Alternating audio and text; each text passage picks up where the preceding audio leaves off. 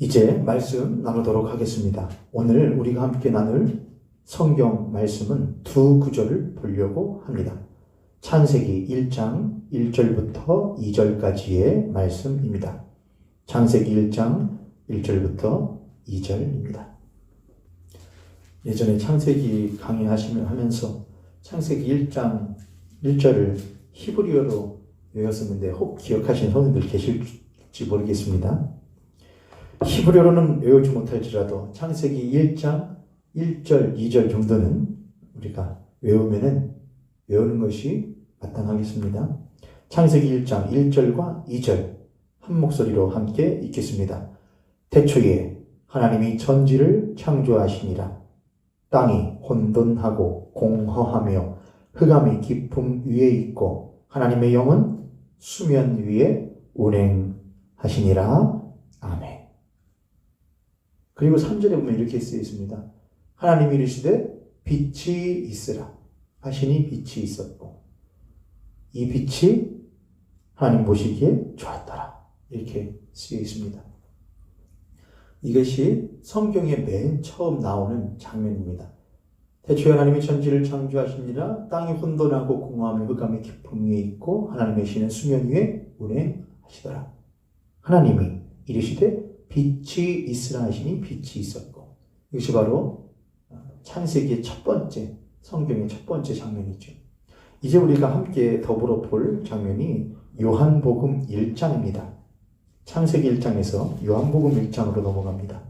요한복음 1장 1절부터 5절을 보겠습니다. 함께 읽겠습니다. 태초에 말씀이 계시니라. 이 말씀이 하나님과 함께 계셨으니 이 말씀은 곧 하나님이시니라.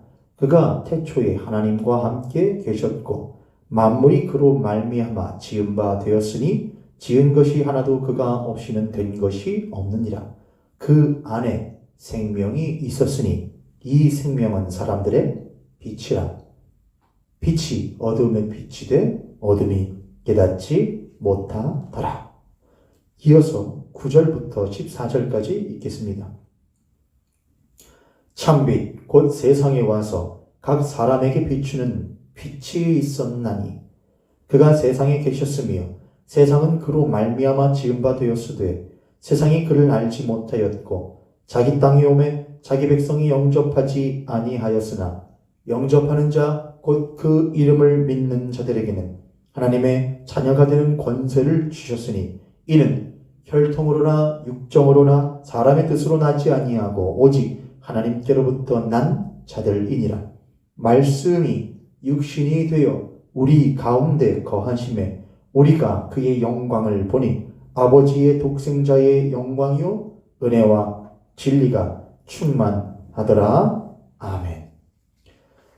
오늘 성육신의 신비라는 제목으로 여러분과 함께 말씀을 나누도록 하겠습니다. 지난주에 성령으로 잉태되심을 믿사오며라는 제목으로 두 번째 시간을 가졌던 것을 기억하시죠? 우리는 지금 사도신경 강의를 하고 있고 그 가운데에 예수 그리스도, 성자 예수 그리스도에 대하여 우리는 배워가고 있습니다. 그 가운데에서 동정녀 마리아에게 성령으로 잉태하사 동정녀 마리아에게 나셨다는 부분들을 지금 보고 있는 것이지요. 지난주에 저는 이것을 창세기에서 나오는 아담과 하와의 타락 사건을 가지고 여러분과 함께 풀어서 나누었습니다. 예수 그리스도가 왜 꼭 동정녀 마리아에게서 나셔야만 했는가?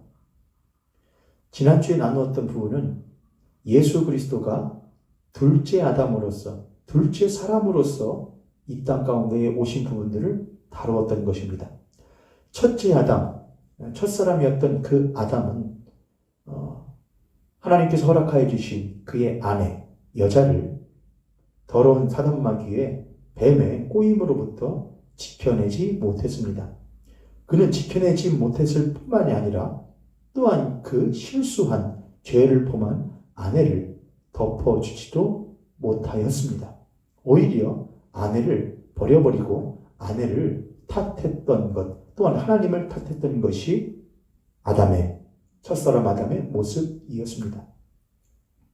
하나님께서는 그러한 아담으로부터 그런 첫사람이었던 아담, 죄를 범하고 그에게 맡겨주신 아내를 덮지 못하고 그런 아내를 지키지 못한 그 첫사람 아담에게 자신께서 만들어주신 여자를 맡기기를 원치 않으십니다. 하나님께서는 그래서 그 여자를 맡을 또 다른 사람으로서의 둘째 아담을 지으십니다. 여기서 말하는 여자라고 하는 것은 단순히 성적인 성으로서의 여성을 말하는 것이 아니라 성경은 교회를 의미합니다. 교회. 하나님께서는 하나님의 택하신 백성과 또한 교회를 덮고 그들을 또한 지키고 보호할 둘째 아담, 실수하지 아니하시며 실패하지 아니하시는 둘째 사람, 둘째 아담을 지으시는 것이지요. 그런 부분이 어디 있느냐? 로마서 5장 12절부터 21절 말씀에 이렇게 쓰여 있습니다. 로마서 5장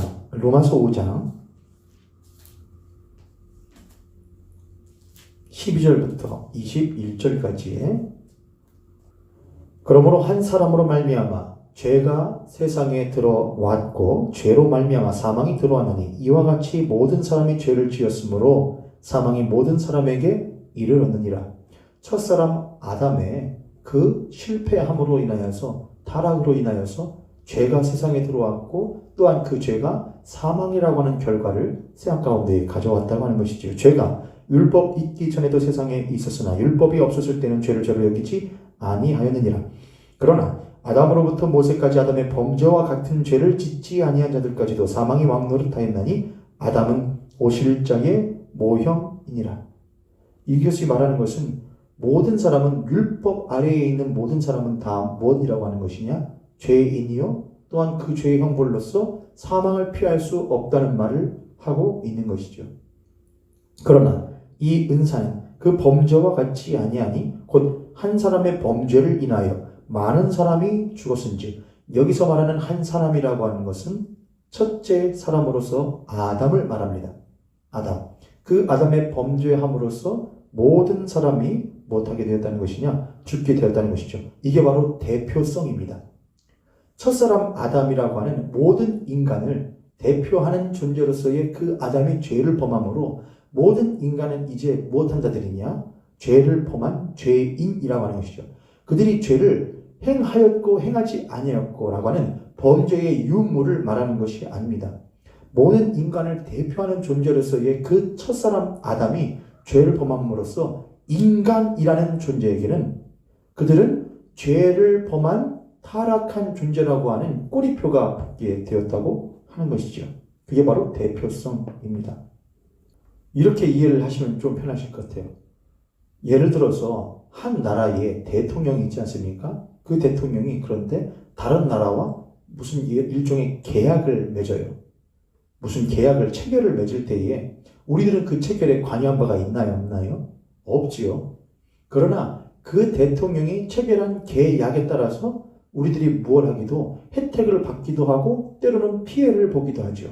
대통령이라고 하는 한 나라의 대표, 국회의원이라고 하는 국민들의 대표, 시장이라고 하는 시민들의 대표, 이러한 대표들을 그래서 세우는 것이 매우 중요하지 않습니까? 나는 그것에 계약에 도장을 찍은 적도 없고 뭘 한 적도 없지만은 그들이 행한 것에 의하여서 우리들이 뭘 받게 되느냐? 영향을 받게 되지 않습니까? 이와 유사하게 완벽한 비례는 될 수는 없겠지만은 모든 사람의 대표로서의 첫째 사람 아담이 죄를 범함으로 그 모든 인간들은 무엇한 자들이냐? 그 죄의 사망의 영향권 안에 있게 되었다는 말이지요. 그게 바로 대표성입니다. 15절이었지요. 그러나 이 은사는 그 범죄와 같지 아니하니 곧 한 사람의 범죄를 인하여 많은 사람이 죽었은즉 더욱 하나님의 은혜와 또한 한 사람, 여기서 또 다시 또한 한 사람이 나옵니다. 첫 번째 한 사람이 있었고 이제 또한 한 사람으로서 예수 그리스도의 은혜로 말미암은 선물은 많은 사람에게 넘쳐내니라. 실패한 아담으로서 한 사람이 있었고 그 실패한 아담 한 사람의 대표였던 한 사람으로 인하여서 많은 사람이 죄 가운데 있게 되었던 것처럼 또한 한 사람이신 예수 그리스도로 말미암은 은혜로 말미암아 모든 사람에게 그 은혜의 은사가 끼쳐지게 되었다고 하는 것이지요. 16절 또 이 선물은 범죄한 한 사람으로 말미암은 것과 같지 아니하니 심판은 한 사람으로 말미암아 정죄에 이르렀으나 죄를 범하였으니까 그 죄에 대하여 정죄함이 있는 것이지요. 그러나 은혜는 많은 범죄로 말미암아 의롭다 하심의 이름이니라. 은혜라고 하는 것은 뭐예요, 여러분? 내가 받을 필요가 없어요. 나도 풍족해. 난 너의 은혜가 필요하지 않아. 있는 사람에게는 은혜가 필요하지 않은 것입니다. 그러나 우리들에게는 필요해요. 필요할 뿐만 아니라 반드시 필수적이에요. 왜냐하면 우리는 우리 스스로 죄의 문제를 해결할 수 없는 사망의 권세를 해결할 수 있는 능력이 전무한 존재이기 때문에 그렇습니다. 그래서 우리는 반드시 우리의 죄의 문제와 사망의 권세의 문제를 해결해 주실 그 은혜가 필요해요. 그 은혜의 중보자가 필요해요. 그게 누구시다? 모든 사람에게 대표로서 십자가에 죽으시고 또한 부활하심으로 첫 열매가 되시는 그 한 사람, 새로운 한 사람으로서의 예수 그리스도를 말하고 있는 것이죠. 그 예수 그리스도로 말미암아 우리는 이제 정죄함이 아니라 그 예수 그리스도를 대표로서 우리가 의로움의 영향권 안에 있게 되는 것이죠.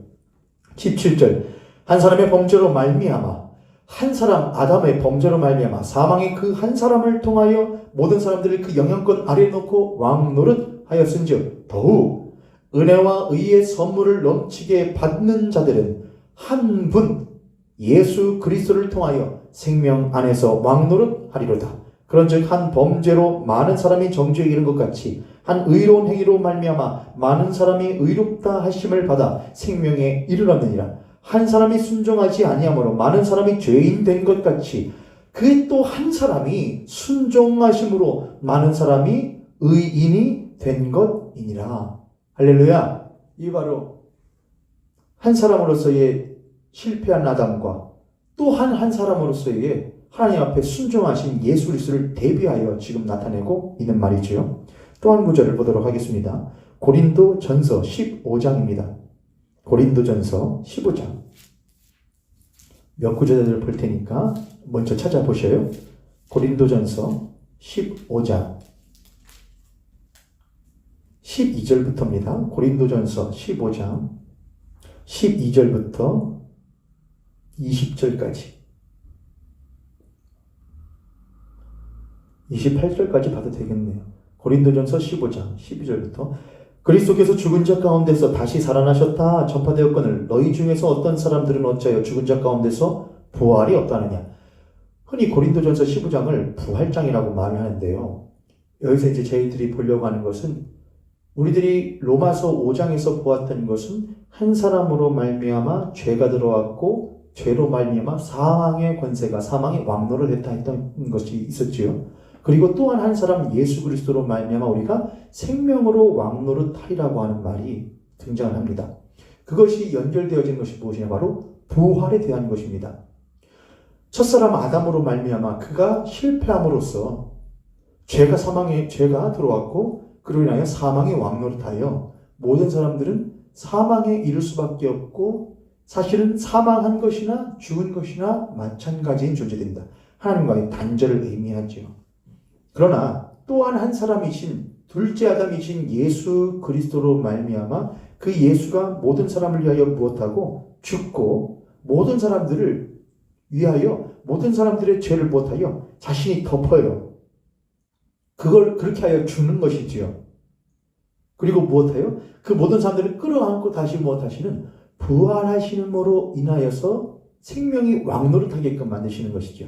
그게 바로 이 부활적인 의미입니다. 12절 그리스도께서 죽은 자 가운데서 다시 살아나셨다 전파되었거늘 너희 중에서 어떤 사람들은 어찌하여 죽은 자 가운데서 부활이 없다 하느냐. 만일 죽은 자의 부활이 없으면 그리스도도 다시 살아나지 못하셨느니라. 그리스도께서 만일 다시 살아나지 못하셨으면 우리도 전파하는 것이 헛것이요 또 너희 믿음도 헛것이며 또 우리가 하나님의 거짓 증인으로 발견되리니 우리가 하나님이 그리스도를 다시 살리셨다고 증언하였습니다. 만일 죽은 자가 다시 살아나는 일이 없으면 하나님이 그리스도를 다시 살리지 아니하셨으리라. 만일 죽은 자가 다시 살아나는 일이 없으면 그리스도도 다시 살아나신 일이 없었을 터이요 그리스도께서 다시 살아나신 일이 없으면 너희의 믿음도 헛되고 너희가 여전히 죄 가운데 있을 것이요 부활이 없으면 예수 그리스도의 다시 살아나시는 일이 없으면 우리의 믿음도 헛것이요 우리가 여전히 죄 가운데 있다고 하는 것이지요. 그러니까 우리가 그리스도 안에 있다 없다 하는 것의 표지는 우리가 사망의 권세 아래 있지 아니하고 예수 그리스도와 함께 생명 가운데 있음을, 생명의 영향력 안에 있음을 발견해야만 해야 한다는 것이지요.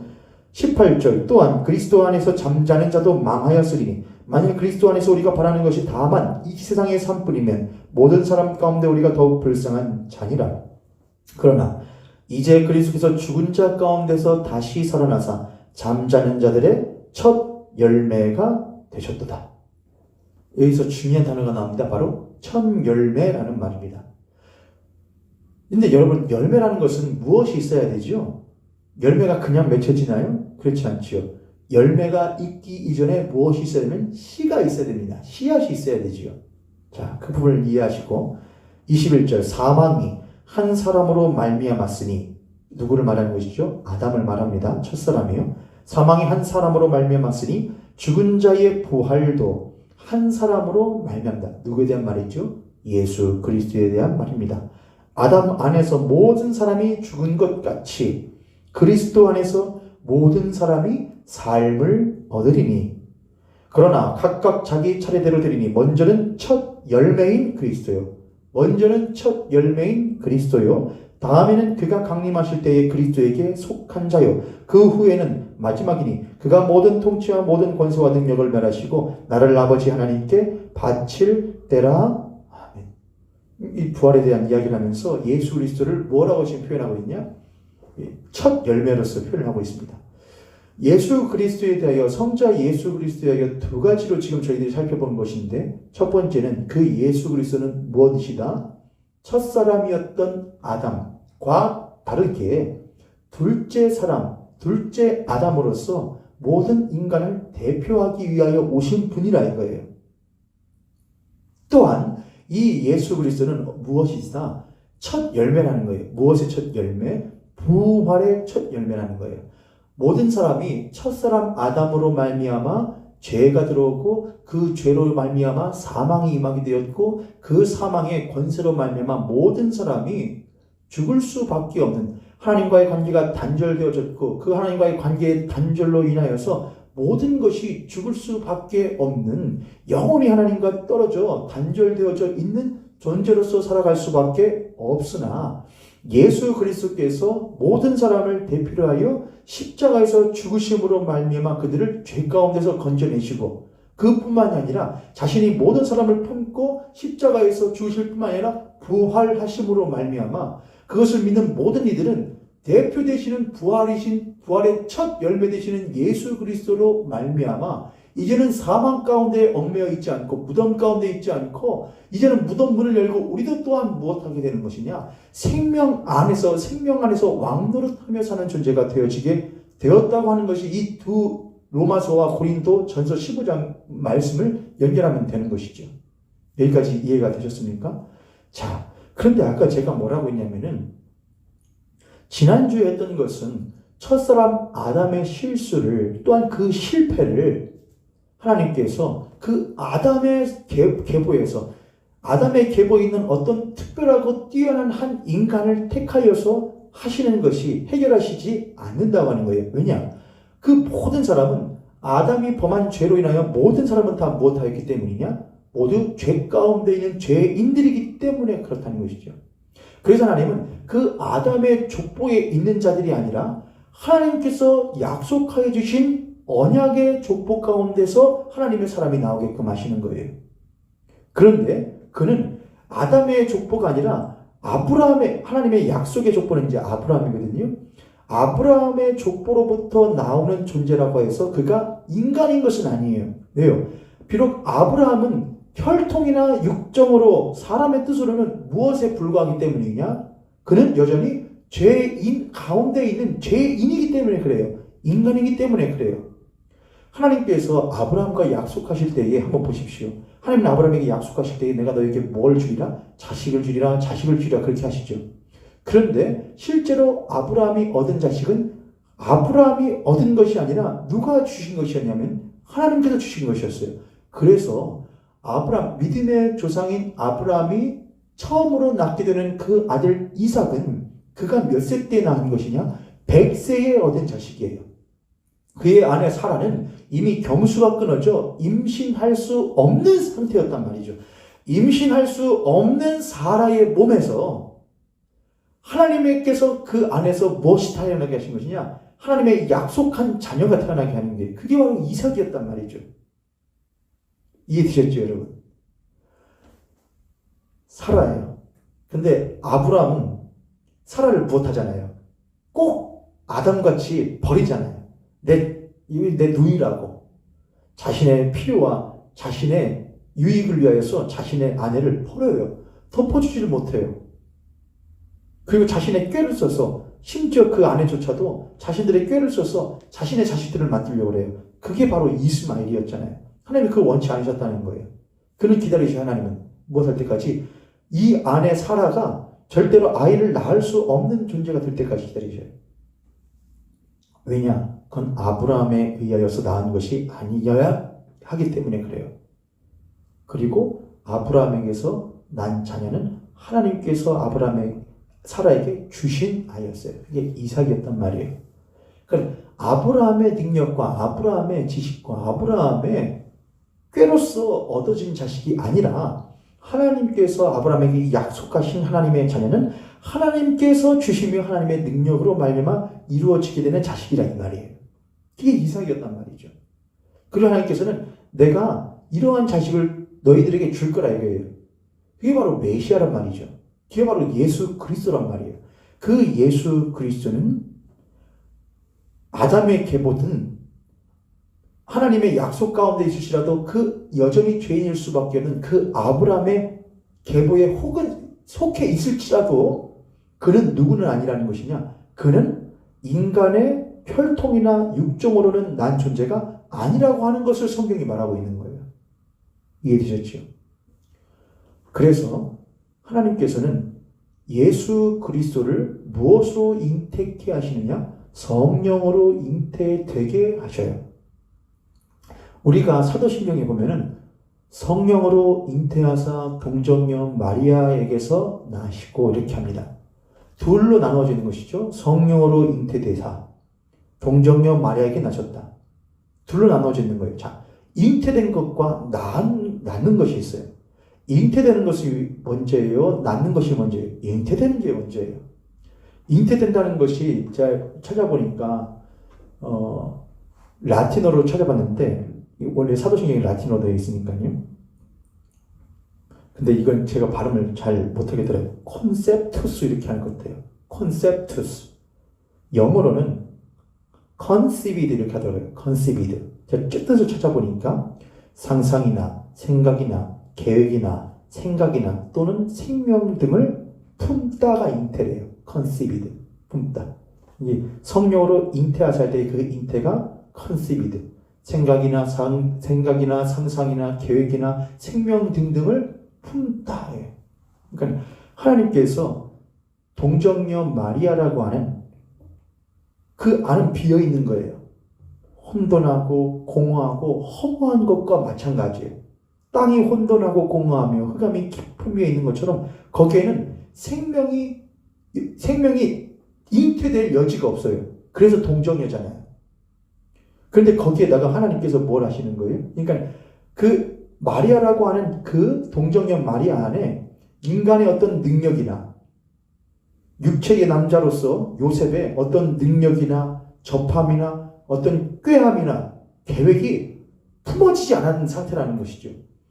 그런데 그 안에다가 하나님께서 성령으로 무엇하게 하시냐? 잉태되게 하셔요. 잉태가 뭐라고요, 여러분? 품는 거라고요. 하나님의 생각과 하나님의 계획과 하나님의 생명을 그 마리아 안에, 동정녀 마리아 안에 품게 하시는 거예요.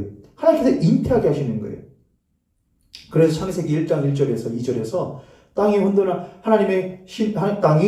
혼돈하고 공허하며 흑암은 깊음 위에 있고 하나님의 신은 수면 위에 무엇하시라? 운행하시더라. 라카프라고 그랬죠. 라카프. 그건 뭐냐? 닭이 자신의 알을 품고 굴리는 거예요. 그 안에 무엇하게 하도록? 그 안에서 생명이 발생하도록 품는 거예요. 그러니까는 그 성령께서 혼돈하고 공허하고 흑암이 깊음 위에 있는 땅을 운행하시면서 도시면서 그 안에 생명이 잉태되도록 하시는 것이죠. 준비하시는 것이죠. 그 장면이 똑같이 어디에 나오는 것이냐? 지금 이 마리아의 수태고지 사건에서 일어나는 거예요. 하나님께서 가브리엘 천사를 보내셔서 마리아에게 말씀하시죠. 야, 성령이 너를 품으사, 성령이 너를 덮으사, 하나님의 지극히 크신 영광이 너를 덮으사, 너로 하여금 하나님의 생명이 되도록 할 거라고요. 그래서 그 마리아에게는 전혀 듣지도 못했고 가능성도 가망성도 없는 것인데 그 안에 하나님의 계획하심과 생각하심과 하나님의 뜻하심과 하나님의 생명이 그 안에 불어넣어지는 거예요. 하나님께서는 첫사람 아담이 실패하신 것을 둘째 사람 예수 그리스도로 말미암아 회복하시고자 하십니다. 그 예수 그리스도께서 잉태되신 것은 그 예수 그리스도께서 동정녀 마리아 안에 성령으로 말미암아 잉태되신 것은 하나님의 나라가 그 동정녀 마리아 안에 잉태된 것이에요. 이렇게 해볼까요? 우리가 그리스도인인데 우리는 혼돈하고 공함에 흑암이 깊은 위에 있는 존재들이에요. 여러 세상에 그 무엇으로 우리들 안에서 잉태되게 하게 하고 무엇인가를 내 안에서 품어서 낳아보려고 내 자랑과 내 뜻과 내 삶과 내 여러 가지 계획들을 품어서 잉태하려고 그래요. 그러나 성경은 분명하게 말해요. 해 아래 모든 것이 못하다고 헛되다고 해요. 이 땅에 있는 사람들 보기에는 헛되지 않을지는 몰라도 하나님 보시기에는 그것이 헛되다는 거예요. 왜요? 그렇게 한다고 해서 하나님과 관계가 회복되어지는 것은 전혀 없기 때문에 그래요. 천지의 주제가 되시는 하나님과 관계가 회복되어지는 것에 있어서 우리가 이 땅 가운데서 품고 잉태하고 또한 출산하는 그 모든 것들은 전혀 무용지물이라는 거예요. 그런데 그러한 혼돈하고 공하고 흑암이 깊은 위에 있는 우리, 비어져 있는 우리 가운데에 하나님께서 예수 그리스도를 우리 안에 무엇하셔요? 잉태케 하셔요. 우리가 믿고 싶어서 믿는 게 아니에요. 하나님께서 믿게끔 하셔요. 우리로 하여금 무엇하게끔 하셔요? 그 예수 그리스도를 품게끔 하셔요. 그 예수 그리스도를 우리 안에 모시는 것이 쉽지 않은 일이에요. 이 땅 가운데 내가 품었던 것을 버려야 하며 내가 이 땅 가운데 잉태하기를 원했던 것을 포기해야 되는 일이에요. 그런데 그 안에 예수 그리스도를 품기를 원하는 사모하는 마음이 생겨요. 그게 하나님께서 우리에게 주시는 은혜예요. 할렐루야. 내가 예수 그리스도를 내 안에 잉태하여 내 안에 품어 그 예수 그리스도로 말미암아 사는 존재가 되도록 하시는 것. 하나님의 나라에 하나님의 예수 그리스도가 하나님의 나라예요. 그 예수 그리스도께서 다스리시는 것이 하나님의 나라예요. 근데 그 예수 그리스도께서 혼돈하고 공함이 흑암이 깊은 가운데 있는 나 같은 자 안에 은혜로 오셔요. 모셔지게 돼요. 내가 그분을 잉태하게 된 거예요. 할렐루야. 예수 그리스도의 잉태는 예수 그리스도의 동정녀 마리아 안에 잉태되게 되는 것은 곧 하나님의 나라가 잉태되어지게 되는 것이었어요. 또한 예수 그리스도의 그 잉태는 새 언약, 하나님께서 우리에게 맺어주시는 그 새 언약이 잉태되어지게 되는 거예요. 그게 요한복음 1장에서 이제는 혈통으로나 육정으로나 사람의 뜻으로 나지 아니하고 오직 하나님의 뜻으로 난 자들이 나오도록 하는 그 약속이에요. 새 약속이 그 동정녀 마리아 안에 잉태되어지게 되는 거예요. 누구로 말미암아? 하나님의 성령으로 말미암아 하나님의 역사하심으로 말미암아 되는 거예요. 인간의 계획으로 되는 것이 아니라는 것을 보여주는 거예요. 이건 우리가 한 게 아니에요. 이건 하나님이 하시는 일이라는 것이죠. 예수 그리스도께서 탄생하시는 것은 세상을 창조하시던 하나님의 예수 그리스도께서 이제 잉태되어지시고 또한 출생되어지시는 것, 태어나게 되시는 것은 이제 뭐예요? 세상을 창조하시던 그 창조주께서 예수 그리스도라고 하는 분을 모든 세상에 예수 그리스도가 무엇이냐면은 요한복음 1장에서 그렇게 하죠. 태초에 말씀이 계시냐 이 말씀이 하나님과 함께 계시니 이 말씀은 곧 하나님이시니라. 모든 만물이 그로 말미암아 지은 바 되었다고 하죠. 예수 그리스도로 말미암아 지은 바 되었고 그 모든 만물이 예수 그리스도 안에 있단 말이에요. 그것이 회복되어져 가는 거예요. 모든 것이 예수 그리스도로 말미암아 지은 바 되었는데 그 지은 것들이 하나도 그가 없이는 된 것이 없어요. 그럼 모든 것이 사실은 누구 안에 있는 것이며 예수 그리스도 안에 있는 것이며 예수 그리스도로 말미암아 지은 바 되었다는 것이죠. 모든 것이 주님 거라는 거예요. 근데 이것들이 첫사람 아담의 실패로 말미암아 그 모든 지은 바 된 것들이 그 지은 일을 주인으로 알아보지를 못한다는 거예요. 그렇죠. 그런데 그것을 하나님께서 못하시느냐? 그 모든 것을 예수 그리스도를 잉태케 하심으로 말미암아 그 모든 것을 못하시고 덮으시고 결국에는 그 모든 것들이 다시 예수 그리스도로서 만물이 통일되게끔 하시는 일을 하신다는 거예요. 결국 예수 그리스도를 그 성령으로 잉태케 하시는 것은 창세기 1장 1절에서 2절에서 빛이 있으라. 하나님이 이르시되 빛이 있으라. 그 빛이라는 것은 모든 그 이후에 6일 동안 지어지는 모든 것들 이전에 있는 거예요. 그 빛. 그게 뭐예요, 여러분? 그게 바로 모든 것을 짓기 이전에 모든 것들이 나오도록 하시는 그 첫 번째 근원지, 생명의 근원지가 되는 거예요. 창조의 근원지가 되는 것이란 말이죠. 창세기 1장 1절에서 모든 것들을 만물을 지으시는 생명의 창조의 근원지로서 빛이 있었단 말이죠. 그 예수 그리스도예요. 그런데 이제 신약으로 와서 요한복음으로 와서 생명의 모든 것을 다시금 또한 한 사람으로서 모든 사망 가운데 있는 이들을 생명 가운데로 이끌고 오시는 또한 새로운 창조를 하시기 위한 창조의 시작점으로서 새 창조와 재창조의 시작점으로서 예수 그리스도가 서게 되시는 거예요. 그 예수 그리스도가 동정녀 마리아 안에 잉태케 되어지는 거예요. 이것이 여러분 잘 맞으시려나 모르겠는데 제가 최대한 해본다고 하는데 그래서 창세기 1장과 요한복음 1장이 연결이 되어지는 거예요. 예수 그리스도께서 동정녀 마리아 안에 잉태케 되어지는 것은 창세기에서 하나님께서 아무것도 없는 상태 또한 혼돈하고 공함의 흑암의 깊은 위에 있는 상태에서 하나님의 전적인 은혜와 능력으로 자신의 창조를 시작하시는 것과 동일한 사건이라는 거예요. 예수 그리스도가 동정녀 마리아 안에 잉태되어진 것은 창세기 1장에서 있었던 사건이 또다시 반복되어지는 것인데 이제 하나님께서는 이것을 전혀 실패하지 않으실 작정이시라는 거예요. 예수 그리스도로 말미암아 모든 것이 회복되어지고 모든 것이 통일되어지게 되는 일을 하나님께서 시작하시겠다는 거예요. 할렐루야. 이것이 바로 성령으로 잉태하사에 대한 의미인 거예요. 우리 그리스도인들은 그것을 믿는 거예요. 크레도하는 거예요. 할렐루야.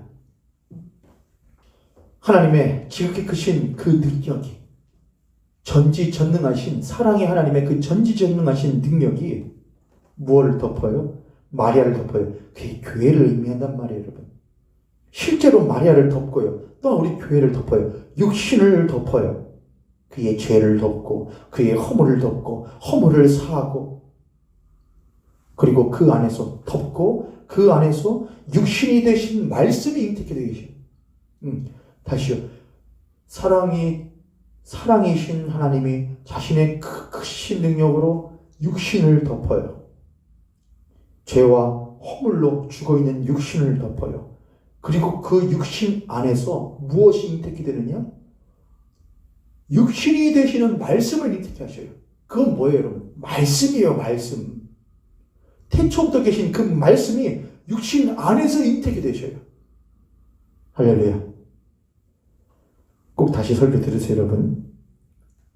육신이 되신 그 말씀은 하나님에 의하여 이루어진 새로운 존재로서 무엇이자 둘째 아담의 역할을 충실히 순종하심으로 수행하시며 또한 부활의 첫 열매로서 우리를 위하여 첫 열매 되셔서 우리가 그 이후에 부활의 열매 되도록 하시는 역할을 하시게 되시는 것이죠.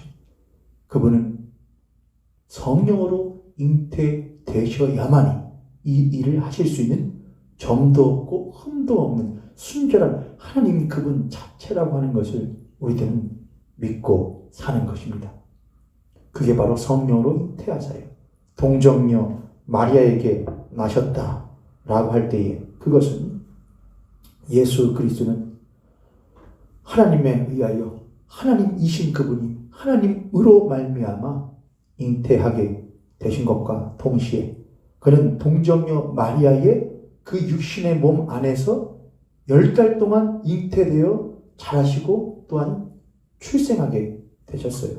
그는 육신을 가지고 육신으로 태어나신 것이죠.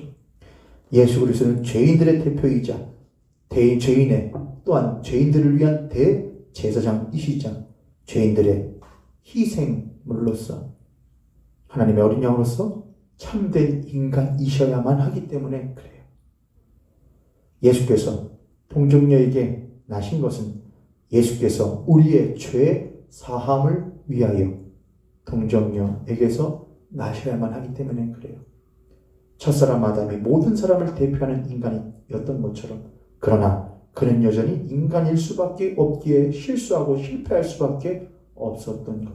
그러나 둘째 아담이신 예수 그리스도는 모든 사람을 대표하는 존재로서 점도 없고 흠도 없는 이어야만이 하나님께 나아가실 수 있는 대제사장이자 하나님의 어린 양의 역할을 감당할 수 있었다고 하는 것이죠. 예수 그리스도는 참 인간이시자 참 하나님이셨던 것입니다. 예수 그리스도는 우리의 부활의 첫 열매가 되시기 위하여 우리와 똑같은 육체를 입으셨습니다. 육신이 되셨습니다. 동정녀 마리아에게서 나심으로 말미암아 말입니다.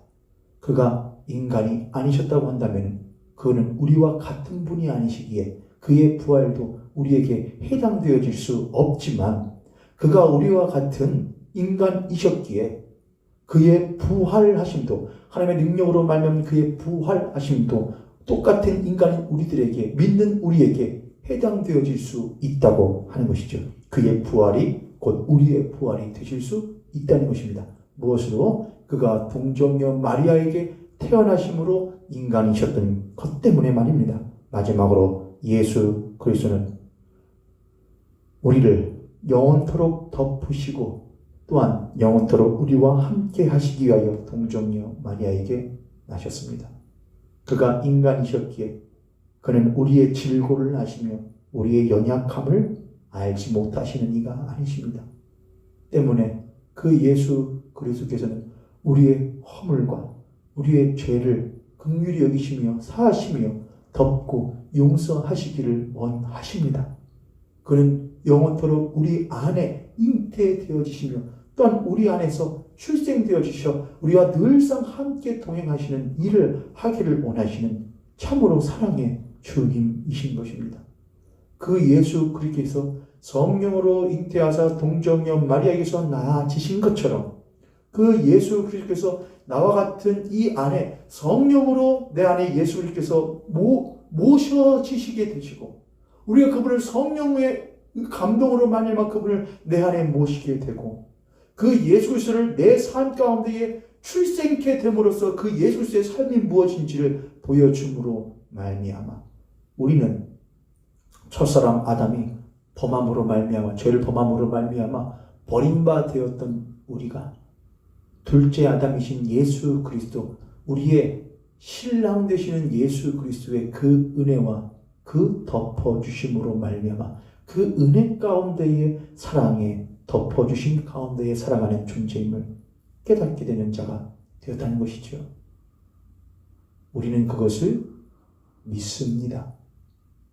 여러분은 그것을 참으로 믿으십니까? 사랑하는 모의교회 성도님들, 말씀을 마치려고 합니다. 여러분의 삶 가운데에 우리들은 많은 이들에게 은혜를 받고 살기도 합니다. 만약에 도움을 받고 삽니다. 때로는 그렇지 못한 이들도 많이 있습니다. 우리는 도움을 많이 받고 살면 그것에 만족하며 또 그런 도움을 더 받기를 바라는 마음으로 살기도 하고 그런 것들을 많이 받지 못하면 왜 나는 받지 못할까? 그것에 좌절하고 낭망하기도 하죠. 그러나 우리는 그리스도입니다. 우리는 무엇을 믿습니까? 성령으로 잉태하사 동정녀 마리아에게 나신 것을 믿습니다. 성자 예수께서 말입니다. 그리고 그 사건은 오늘 믿는 우리에게도 일어났음을 우리들은 믿는 것입니다. 그것이 우리의 신앙인 것입니다. 요한복음 1장에 있는 말씀을 마지막으로 읽도록 하겠습니다. 그래서 성경은 창세기 1장과 요한복음 1장을 연결하고 요한복음 1장이 이렇게 말하고 있는 것이지요. 12절 영접하는 자, 곧 그 이름을 믿는 자들에게는 하나님의 자녀가 되는 권세를 주셨으니 이는 혈통이나 육정이나 사람의 뜻으로 나지 아니하고 오직 하나님께로부터 난 자들이니라.